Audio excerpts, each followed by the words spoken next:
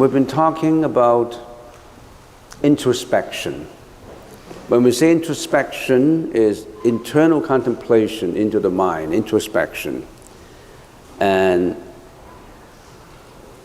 meditation is in two parts: the stabilization part and the introspection part. The stabilization part is the samadhi in Sanskrit or Pali language, and the introspection part is vipassana. In the stabilization part or pacification part, we have counting, breath, the counting, the following, and the stabilization. We've been talking for a very long time on these three perspectives of mind stabilization or pacification. And we have started on introspection. And introspection is a very profound and subtle subject, and we need a lot of time to talk about it, because in introspection you require a lot of the Buddhist teaching in the form of concepts. It's very important. The Buddha reminded us that it's very important that one has to have the right introspection. That is to say, the right concepts in terms of where we get from the Tripitaka, the Buddhist teaching, and from various sources about right concepts, right perspective to introspect. Because usually we use the wrong concepts to introspect. What are these wrong concepts? Egoistic concepts, selfish concepts, greedy concepts, jealous concepts, hatred concepts, self-protection concepts, self-centered concepts. These are the erroneous concepts. The Buddha said it's quite important that we use the right perspective, the right concepts to visualize, to introspect. So that's the reason why we have to study the Buddha's teaching. Other than all these other various concepts we got from the saints, from our forefathers, from our teachers, we need also deeper understanding of these concepts that we got from the Tripitaka, the Buddhist teaching. And nowadays it's been quite not as difficult as before to learn these concepts. Because I remember 20 years ago, when we studied these concepts, we have to plow through all these books. If I have to investigate into a concept, I have to put a few books on my table and put tag, put marks, all that, and then we come up with a summary of those concepts. But nowadays it's different. We got websites. Nowadays we're flooded with information. You can Google the concepts. Learning the Buddhist concept has become easier than before. Voluminous books before, but now just a computer is easier. In spite of the fact that it's easier, if you browse into these concepts, you may not have the mind to understand them. Sometimes you really need a third person, someone who's been through these concepts, to tell you the actual meaning, so that there wouldn't be any misunderstanding about these concepts. And here we are. We are investigating, we're analyzing, we're probing into these concepts in accordance with what the Buddha has been teaching us. And how many of these concepts are there? Billions. How many words are there in the Buddhist teaching? It depends on what canon you're talking about. If you're talking about, there's also the Sanskrit canon, the Pali canon, and many other languages that have been involved with translation of the Buddhist teaching. And one of the most resourceful, of course, is in the Chinese language. How many words in the Chinese Tripitaka, the Vinaya, the Abhidhamma, and the Sutras? How many words are there in the Chinese language? Immeasurable. Billions and billions and billions. How many volumes are there? As far as I can remember, 8,600 volumes. And each volume is millions of words. How come there were so many? Because throughout all these 2,600 years, a lot of later philosophers and monks and saints, they have been interpreting, giving commentaries on the Buddhist teaching, and they left to us a whole treasury of their commentaries. So we have too many of them, many of them. So when we are confronted with a whole ocean of bibliography, literature, teaching, what are we going to do? Which one should we choose? And should we study them all? When you want to know the taste of the ocean water, do you have to drink up the whole ocean? Do you need to drink up the whole ocean to get a taste of the water? Certainly you cannot. You're not capable of drinking up the whole ocean. You just take a cup, scoop up a cup of ocean water, taste it carefully, taste it with analysis, taste it with investigation, taste it with wisdom, then you know what the taste of the ocean water is all about. And if you think there's not enough, scoop another cup and taste it. You don't have to drink up the whole ocean. So don't worry about, what should I study? And sometimes if you are scooping up too much water, you get sick too. You really have to scoop it up and taste it very carefully, cautiously, with thinking, with compassion, with serenity, with peacefulness. You must know how to taste it.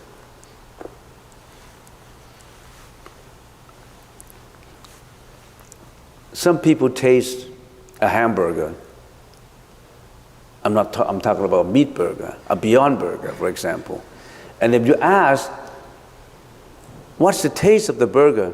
100 people will give you a different taste. Some people don't even know how it tastes. I don't know, I just taste it. It tastes like meat. I don't know, it tastes good, it tastes bad. Everybody's a little different in trying to understand it because everybody's wisdom is not the same.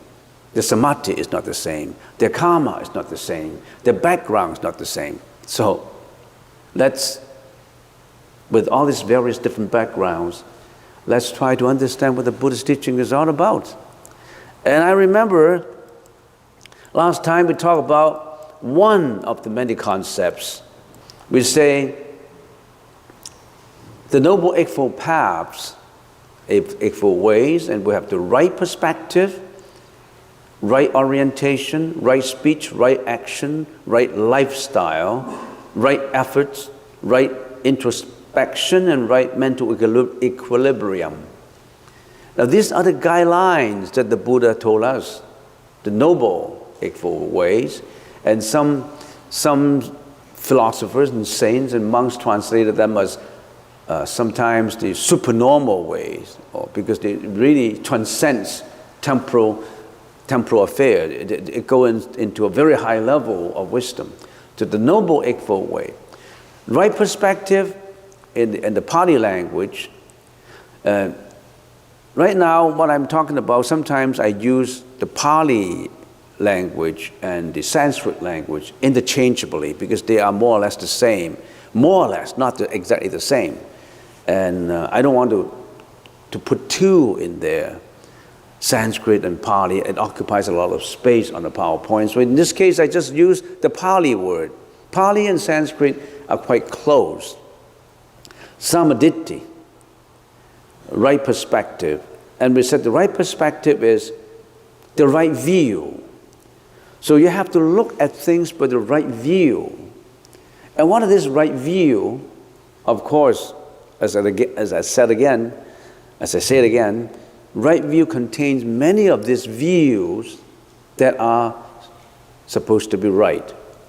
And the right orientation is your destination, your path, which paths you take. Given that you have the right view, you must know what path. So many paths. I remember there's a poem, Robert Frost, he says, a path not taken. There's so many paths open to you. Did you choose the right path? Now, once you have the right perspective and the right orientation, then you have the right wisdom. Once you have the right wisdom, it's not just talking about it. Wisdom in the Pali language is panya. In the Sanskrit language is prajna, bora. So right perspective and right orientation, the right view and the right objective, the right way, then that concerns wisdom. You already have the right wisdom to proceed. You need the wisdom to proceed. You can just blindfold yourself and say, oh, this is meditation. You know, nowadays, many teachers, quote unquote, I don't want to quote names, of course, many meditation teachers teach from a book. They hold a book and then they start to teach. How can anyone teach with just holding a book in his hand and refer to the words and teach meditation? Or to teach from a videotape. So you got to have the wisdom to pick and choose and know which one is right and which one is wrong. Wisdom. Given that you already have the wisdom, the initial wisdom, then you start to what? Instead of just talking about a board, you have to walk on the board. You have to walk on the path. You have to start practicing it, right? Not just empty talk. Not just talking about it. We see a lot of people just talk, and they're not walking it. We have seen quite a few people talk about morality, and they never observe morality. So, other than just wisdom, we need to have the wisdom, and we start to what? Act on it. So we have the right speech, right action, and right lifestyle. That is actually practicing it. Right speech. For example, abstinence from flattery, abstinence from cursing, abstain yourself from lying, slandering, foul language, cursing, foul language, you name them, inexhaustible. Speech. What can people do from making speech? Many fatal consequences start from making a forced speech. A fight could arise from just a few words of cursing. A murder could arise from just a few words of flattery. So speech, right action. What is action? Killing, lying, sexual misconduct, etc., etc. I've gone through them. I'm just giving a brief summary. And then right actions. You need to have the right behavior. Have you got the right behavior? Right lifestyle. What is lifestyle? Your profession, your career. Were you involved in a career of harming others? Harming sentient beings? Like, for example, you're involved with hunting. You kill other animals for pleasure. Well, there's harming others. That's not a good lifestyle. Are you involved with promoting alcoholism, intoxication, drugs? Are you involved in the career of promoting gambling, slaughtering? That's not the right style. Just give you a few of one of my personal experiences. When I was in Toronto many years ago, I was a student in Toronto, U of T, University of Toronto. My first year, I rented with my schoolmate a basement from an Italian family. Living in the basement, I still remember how much rent we pay. I only pay $35 per month. That's how many years ago? More than 38 years ago. 40 years ago? $35 a month. And then my schoolmate paid another $35, so it's $70 a month. And we were living downstairs. It's a very cool and unfurnished basement. We only have a desk and beds, and we were studying, and we go to school, we go to university in the morning, and when we come back, we still have a little kitchen that we can cook. And we were never allowed to walk upstairs. That's in the lease. You are in the basement. You're not allowed to walk upstairs. Upstairs is a family. And that family contained a couple, about 50, 60 years old, a man and a woman, from very, very kind, very amicable, very, very good couple, landlords, very good. And but we were not allowed to go upstairs because we were kids at that time, teenagers, you know. And then one day, Christmas, and then we were allowed just to go up to have a drink. And then I keep the story short. And then I saw there was a chum in the ladies, a chain, like a chain, and in that chain there was a picture in there. The picture of a boy. You know, a chum is a chain, yeah, right? Okay. And then I realized that the lady, I've been there for a year and a half, and I saw that lady always dressed in black. And I started to ask, well, why are you always dressing like in black color? And what is this chum? He said, this is my son. This is my son. He passed away at the age of 15. I love my son. I will forever wear this chum. I remember my son. They had a son passed away at age 15. And later I find out that the father liked hunting, because I saw a lot of deer heads on the wall. Moose head, deer heads, a bear here. And I thought to myself, when I was studying Buddhism at that time, I thought to myself, if the father has always been killing, did they not take away the lives of the beloved ones of some animals? The teddy bear of the big bear, the little deer of the male deer, the female deers,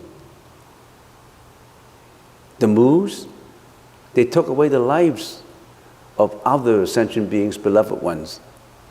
And according to causality, if you're so cruel in taking away lives of beloved ones of others, you may suffer from the same sentimental sufferings. He didn't realize that. Somehow I don't want to talk too much because I was not a preacher. Otherwise, I would have asked and told the men not to do any hunting anymore, because according to cause and effect, if you're always sowing the seeds of cruelty, you'll get cruelty back. If you're always sowing the seeds of adversities, you'll get adversities back. It bounces back to you. So, talking about right lifestyle, we have to be very careful in what we're doing. You have to be very careful not to build conditions for the future that is bleak and gloomy. All right, and then right efforts, right introspection, and right mental equilibrium. I think I stopped at right efforts. Now, after you have 1 and 2, which is wisdom, then you actually walk, practice. You need morality, because after you have your wisdom, you must what? You must do 2 things in order to not to sow bad karma. First one is sila, not to do bad things, not to do bad deeds. Second is bhatta, in the Pali language, bhata. Bhatta is doing good deeds. More than just not doing bad deeds, you have to do good deeds. Not doing it is passive. Passively, I don't want to be a bad guy. I don't want to do bad speech, bad behavior. But positively, I want to promote good things too, actively promoting good things. So not only do we have to stop doing bad things, we have to promote good things, do good deeds.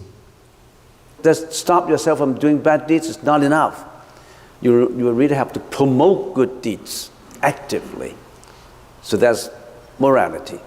So other than that, what's the next? Raising your morality is not enough.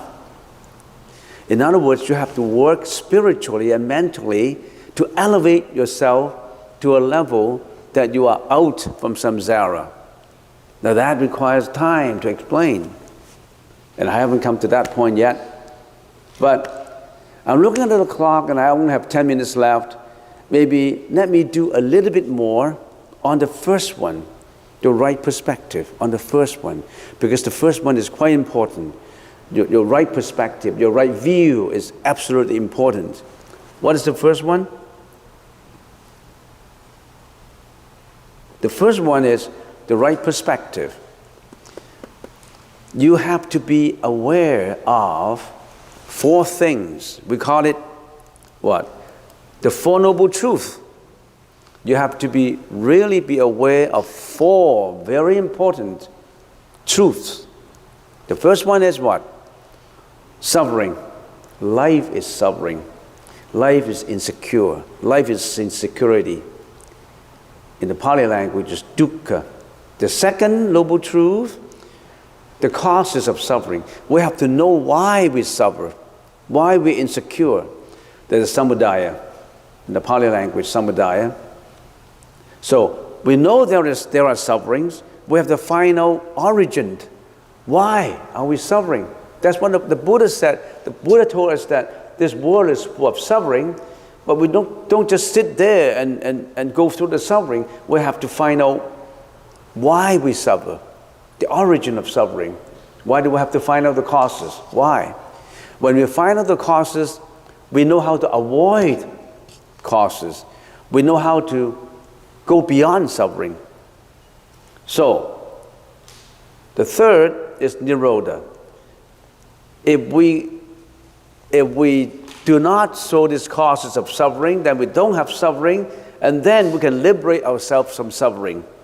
That is the nirodha that we're talking about. But before we can liberate ourselves from suffering, we have to know the way, the method to liberate ourselves from suffering. I'm a management major when I was studying at U of T, and I can tell you, this is like a Harvard business case techniques of studying life. When you are given a case study, what do? You have to read all the circumstances in the case. You have to identify the problems. If the company doesn't have any problems, you don't really have to study the problems, right? Life is the problem of insecurity. There are problems with this company. Problems of life, there are problems of this family, problems of this. And some philosophers and psychologists say, man is in search of the wisdom to what? To solve problems. And of course, the most crucial problem is what? Is how to avoid death. That's almost the most important. What is the most important problem in life? How to increase another productivity for $1 million? How to hire more? How to do this more, do that more? That's only a very peripheral, very minor problem. The major, the most important problem of life is not that, is we all have to die. Death. How do we transcend death? Death is the problem, not how much money you make. Death. But other than that, I'm just talking about this Harvard business case. So we need to understand, to analyze the problems of the company. Then we have to know what caused those problems, right? How can you solve problems without knowing the causes of those problems? You have to find out the causes of those problems. And then, if you identify the problems, if you know the reasons for these problems, then you design a method to solve this problem. And then the problem is solved. Right? Now, there are sufferings in this world. We have to find out the causes of this suffering. And then we find out a method to end suffering. And then the suffering is ended. That is what the Buddha said in a nutshell, but there's a lot more in there. So what are the sufferings in life? I still have 5 minutes when I look at the clock. What are the sufferings in life? In the Lotus Sutra, Sakyamuni Buddha said, the triple world of samsara are full of turmoil, like a burning house, repleted with a multiple of sufferings. Suffering of birth, suffering of aging, suffering of sickness, suffering of death, suffering of being departed from beloved ones. When your beloved ones departed from this world, you suffer, you agonize, you're grief-stricken. That is suffering. Or suffering arising from living with unloved ones. It's just the opposite of departure, of suffering arising from departure of beloved ones. You have to live with someone you hate. You have to work with some colleagues that you don't like. There are some displeasures that you don't like, but it always comes to you. And suffering of not getting what one wants, suffering from interaction of the 5 skandhas. Now, there are altogether 8 kinds of suffering, just in a nutshell. Of course, all this can we call it, branch down into many subsidiaries of sufferings that we've been talking about. We're not mentioning even earthquake, sickness, epidemic diseases, wars, genocide. Oh, there's so many suffering in this world. So, can we not say, oh, this world is happy, I'm happy? You can have the attitude of being happy. You can throw a perspective of happiness in everything you do. But you cannot avoid suffering, can you? You cannot say, I want to build up this attitude of looking at everything like a rosy garden. But you still can change suffering. Can you change aging? Can you change sickness? Can you change death? It's good that you have a happy attitude, but you cannot change suffering, can you? You cannot. So where does suffering come from? Where does suffering come from? We know there's suffering, and Buddha said we know the causes of suffering. We need to know why suffering occurred.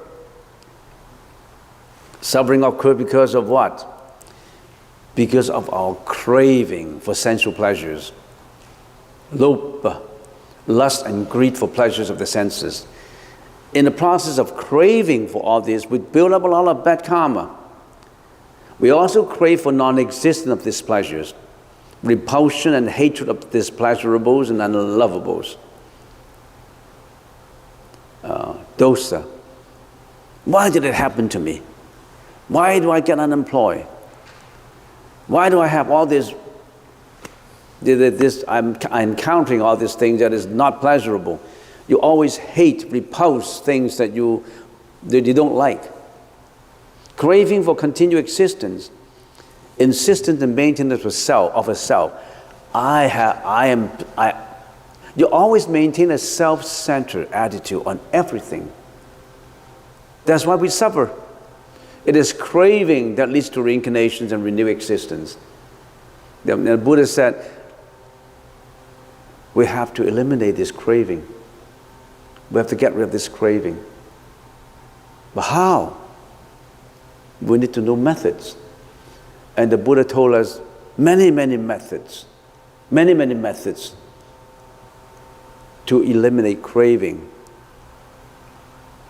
But how many people are really focusing on these methods and really learn about it? Or they were too busy doing something else. I have a job, I have a family, I need to buy a house, I need to buy a car, I need to upkeep my family, and how much time I will devote to thinking about non-attachment of craving? Not very much time. So that's the reason why some people like to be a monk or a nun, because they can get rid of all these family bonds, society bonds, job bonds, studies bonds, and get into pure enlightenment or pursuit for enlightenment. Lust and greed for pleasures of the senses. What are our senses? Our eyes like to see beautiful things. Our ears like to listen to beautiful music, attached to beautiful music. Our nose attached to fragrance. Our tongue attached to taste.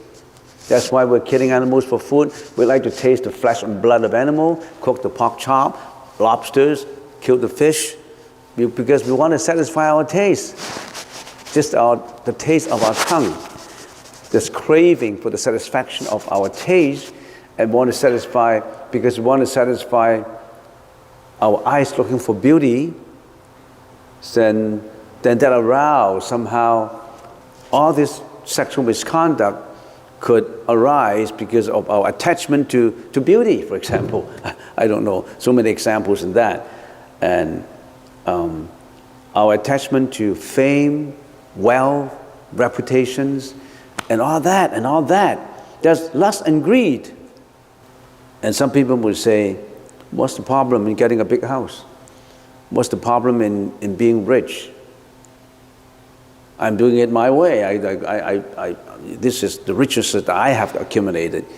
But if you examine very carefully, how did he get the riches? Is it at the expense of many, many other sentient beings? Did he do it the right way? How those riches were obtained and accumulated? Analyze it in detail. And craving for displeasures, why do we hate? We're living in between love and hate, between tears and laughter, between love and hate. We're always living, we're living in an emotional world. Our mind it's in two parts. One is the thinking part, which is the rational part, and the other is the emotional part. The thinking part, we call it the mano in the Pali language. The emotional part, we call it the chitta, the emotional part. What is in the thinking part? The thinking part, a burnt child threatens the fire. You learn when you first start. The thinking part, the rational part teaches you how to learn, how to behave, all those accumulation of languages, techniques and all that. That's the thinking part, more or less the rational part. And or the thinking of how to protect yourself, thinking part. But there's also the emotional part. The emotional part contains what? Depression, fear, anxiety, hatred, love. We always think that love is good. But the Buddha said love is not as good as you analyze it to be. Is it a one-sided love? Is it a love that is selfish? Is it a love that is conditional? Unconditional love is not called love, it's called compassion. If you love your family members more you love all others given the same situation, that is just family love. That is not compassion. Compassion is unconditional. If it is not your son, your wife, your daughter, your grandchild, would you love them the same way would you love the others the same way as you love your own family members? Actually, why do we have family members? Because we have unfinished business in the previous lives. There are 4 reasons why family members come together. That includes your daughters, your son, your wife, 4 reasons why family come together. The first one, repayment of a debt. You owe him a debt. You think, don't borrow and abstain from repayment, because he will get you in your next life. So repayment of a debt, say for example, if your son is being born as your son, that could be your debtor before. You owed him maybe $600,000, and at the juncture of death, this guy owed me $600,000, he never repaid me, he cheated me. So he came back as your son, and you have to pay him $300,000. When the $300,000 is all paid, then he died. Then he's gone. It's a repayment of a debt. You have to repay. On the other hand, it could be, you could be his debtors. He is coming to repay you. So he would be your son, and then he would be a very obedient son, and he's doing good at education. He's a doctor, he makes a lot of money, and he's giving you money to spend. He's repaying you $1 million that he owed you before. It's a repayment. It's a monetary karmic energy. It's a monetary. It's all money. This is repaying you. He's not coming to get you. He's coming to provide you with all the provisions. He expressed filial piety to you. He loved mom and dad. Mom and dad, every Christmas is send Mother's Day roses, and Father's Day giving you a lot of whatever you want. He's repaying you on monetary conditions. There's also repayment in an emotional situation. You owe him the love. Your son passed away, you're grief-stricken. Or your wife divorced you, you're grief-stricken because you divorced her before. He's coming to get even with you. It's all paid and repaid.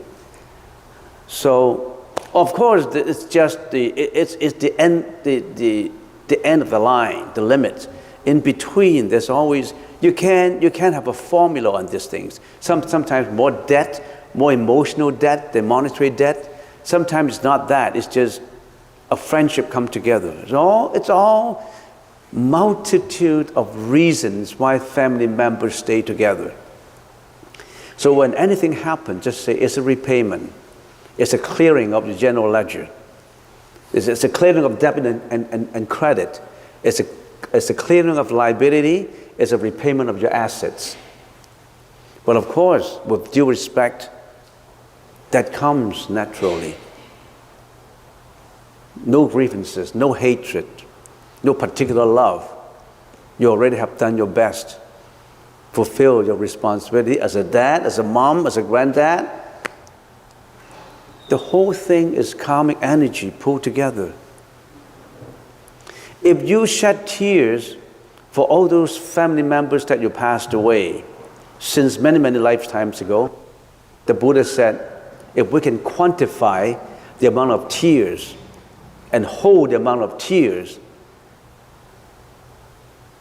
just like the ocean. Your tears is like the ocean water, because you've been crying all the time when your family member passed away. In every life, your dad passed away, your grandma passed away, you've been crying. Only the ocean can hold all the tears that you've been crying since millions of lifetimes ago.